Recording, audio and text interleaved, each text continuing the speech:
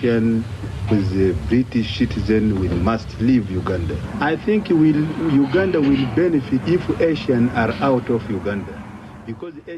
ये आवाज है 70 के दशक में युगांडा के तानाशाह रहे इदी अमीन की, जो ये घोषणा कर रहे थे कि युगांडा में वर्षों से रह रहे ब्रिटिश पासपोर्टधारी एशियाइयों को 90 दिन के अंदर युगांडा छोड़ देना चाहिए। 6 फीट 4 इंच लंबे और 135 किलो वजन वाले अमीन को हाल के विश्व इतिहास के सबसे निर्दयी और क्रूर तानाशाहों में गिना जाता है। एक जमाने में युगांडा के हैवीवेट चैंपियन रहे इदी अमीन मिल्टन ओबोटे को हटाकर सत्ता में आए थे। अपने 8 वर्ष के शासनकाल में उन्होंने क्रूरता के जितने प्रतिमान गढ़े, आधुनिक इतिहास में उसके उदाहरण बहुत कम ही मिलते हैं। 4 अगस्त 1972 को इदी अमीन को अचानक एक सपना आया और टोरोरो में सैनिक अधिकारियों को संबोधित करते हुए उन्होंने कहा कि अल्लाह ने उनसे कहा है कि वो सारे एशियाइयों को तुरंत अपने देश से निकाल बाहर करें। Asians have kept themselves apart as a closed community and have refused to integrate with Ugandan Africans. एशियाइयों ने अपने आप को अलग थलग कर रखा है और उन्होंने युगांडाई अफ्रीकियों के साथ मिलने जुलने की कोई कोशिश नहीं की है। उनकी सबसे ज्यादा रुचि युगांडा की अर्थव्यवस्था का शोषण करने में रही है। उन्होंने गाय को दुहा तो है, लेकिन उसे भोजन खिलाने की तकलीफ गंवारा नहीं की है। शुरू में अमीन की इस घोषणा को एशियाई लोगों ने गंभीरता से नहीं लिया। उन्हें लगा कि अमीन ने अपने सनकपन में यह ऐलान कर दिया है, लेकिन थोड़े ही दिनों में उन्हें पता चल गया कि अमीन वाकई उन्हें बाहर निकालने पर उतारू थे। भारत सरकार ने स्थिति का जायजा लेने के लिए भारतीय विदेश सेवा के एक अधिकारी निरंजन देसाई को वहां भेजा। देसाई याद करते हैं, माहौल बहुत खराब था, काफी पैनिक था, डिस्ट्रेस था, क्योंकि काफी लोग तो युगांडा से भी बाहर नहीं गए थे कभी, और कभी ईस्ट अफ्रीका से बाहर नहीं गए थे, और सडनली उनको सब छोड़ कर जाना पड़ा। और गवर्नमेंट ने कोई भी इंस्ट्रक्शंस इशू नहीं की थी कि वो क्या ले जा सकते, क्या नहीं ले जा सकते। मगर जो स्मार्ट लोग थे उन्होंने काफी तरीके अपनाए और काफी अपना प्रॉपर्टी और पैसे फंड्स बाहर निकाल दिया। अमीन का यह फैसला इतना अचानक था कि युगांडा की सरकार भी इसको लागू करने के लिए तैयार नहीं थी।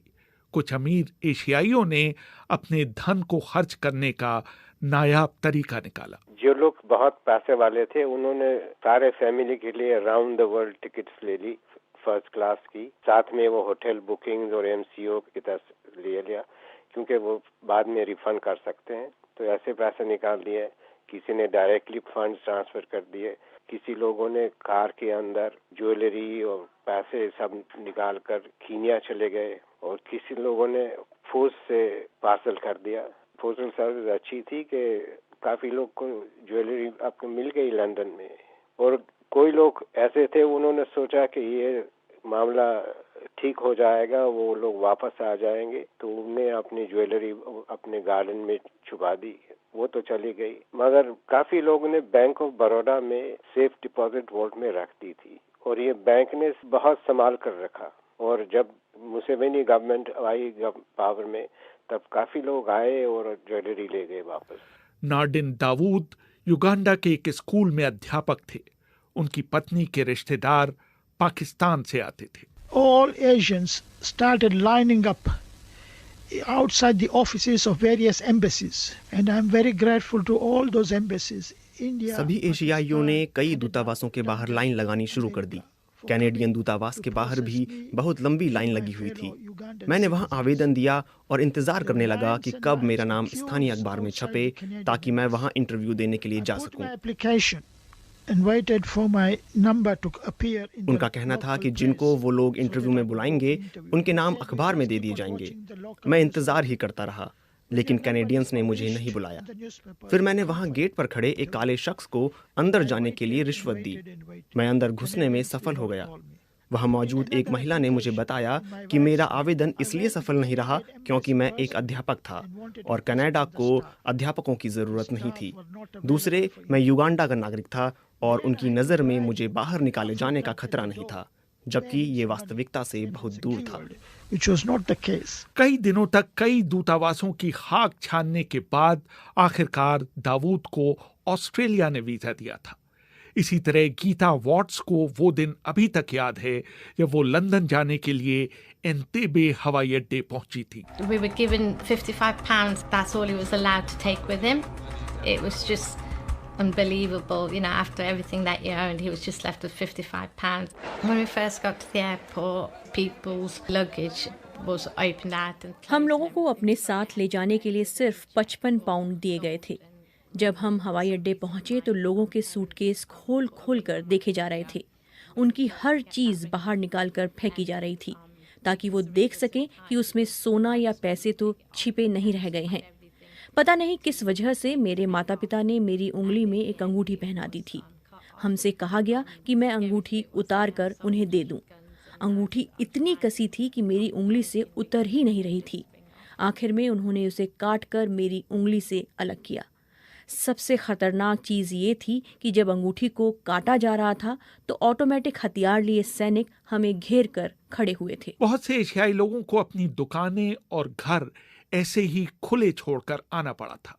उन्हें अपना घर का सामान बेचने की इजाजत नहीं थी। कंपाला एयरपोर्ट था, एंटेबे कंपाला से कुछ 20 माइल दूर है। इस रास्ते में 5 रोड ब्लॉक्स थे आर्मी के, तो वहाँ कुछ चीजें ले लेते हैं और वो रिसीट भी देते थे।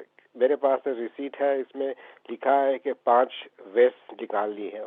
तो ये छोटी छोटी चोरियां कर लेते थे वहाँ। किसी को अपने घर, फर्नीचर, गाड़ी, दुकान का सामान सब ऐसे ही रखना था, कुछ बेच नहीं सकते थे। मैंने निरंजन देसाई से पूछा कि एशियाई लोगों द्वारा छोड़ी गई बेपनाह संपत्ति का आखिर हुआ क्या।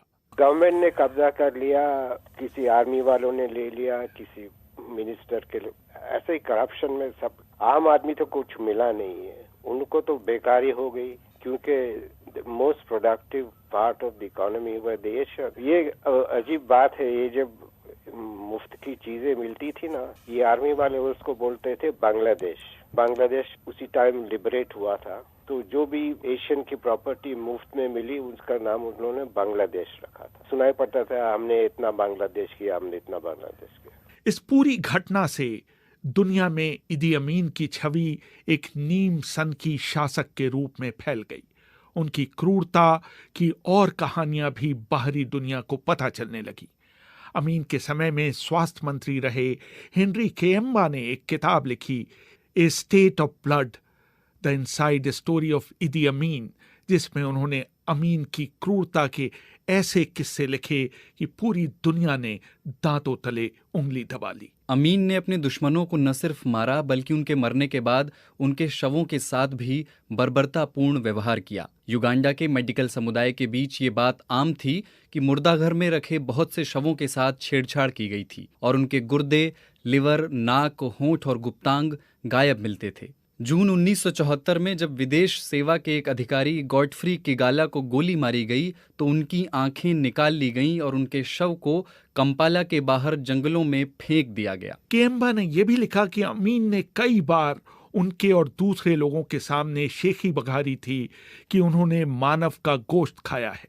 एक और मौके पर उन्होंने एक युगांडन डॉक्टर को बताया था कि मानव का गोश्त तेंदुओं के गोश्त से अधिक नमकीन होता है। अमीन के एक पुराने नौकर मोसेस अलोगा ने कीनिया भाग आने के बाद एक ऐसी कहानी सुनाई थी जिस पर आज के युग में विश्वास करना मुश्किल है। अमीन के समय में युगांडा में भारत के राजदूत रहे मदनजीत सिंह अपनी किताब culture of the sepulchre, Idi Amin's monster regime में लिखते हैं। अलोगा ने बताया, अमीन के पुराने घर कमांड पोस्ट में एक कमरा हमेशा बंद रहता था। सिर्फ मुझे ही उसके अंदर घुसने की इजाजत थी और वो भी उसे साफ करने के लिए। अमीन की 5वीं बीवी सारा क्योलाबा को इस कमरे के बारे में जानने की बहुत उत्सुकता थी। उन्होंने मुझसे उस कमरे को खोलने के लिए कहा। मैं थोड़ा झिझका क्योंकि अमीन ने मुझे आदेश दिए थे कि उस कमरे में किसी को घुसने नहीं दिया जाए। लेकिन जब सारा ने बहुत जोर दिया और मुझे कुछ पैसे भी दिए तो मैंने उस कमरे की चाबी उन्हें सौंप दी। कमरे के अंदर 2 रेफ्रिजरेटर रखे हुए थे। जब उन्होंने एक रेफ्रिजरेटर को खोला तो वो चिल्लाकर बेहोश हो गईं। उसमें उनके एक पूर्व प्रेमी जीज गिटा का कटा हुआ सिर रखा था।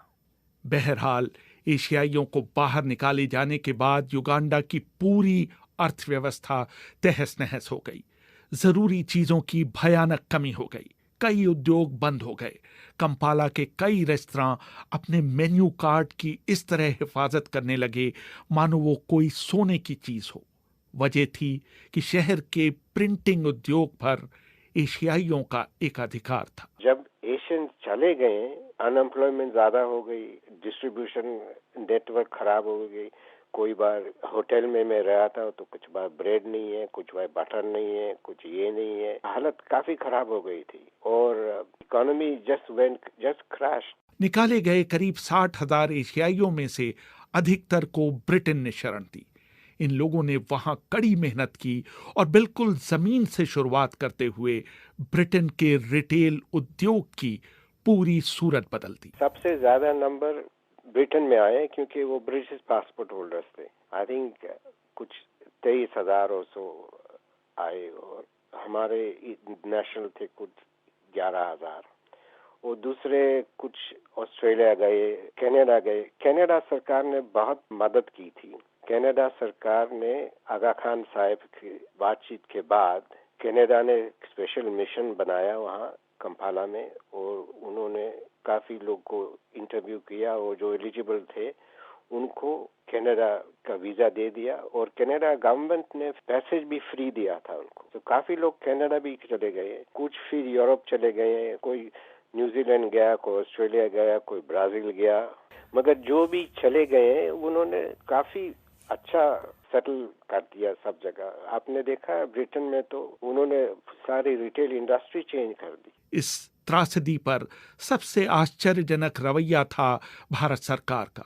उन्होंने इसे युगांडा के आंतरिक मामले की तरह ट्रीट किया और अमीन प्रशासन के खिलाफ विश्व जनमत बनाने की कोई भी कोशिश नहीं की। नतीजा ये रहा कि लंबे समय तक पूर्वी अफ्रीका में रहने वाला भारतीय समुदाय भारत से दूर चला गया और ये समझता रहा कि उनके मुश्किल समय में भारत ने उनका साथ नहीं दिया।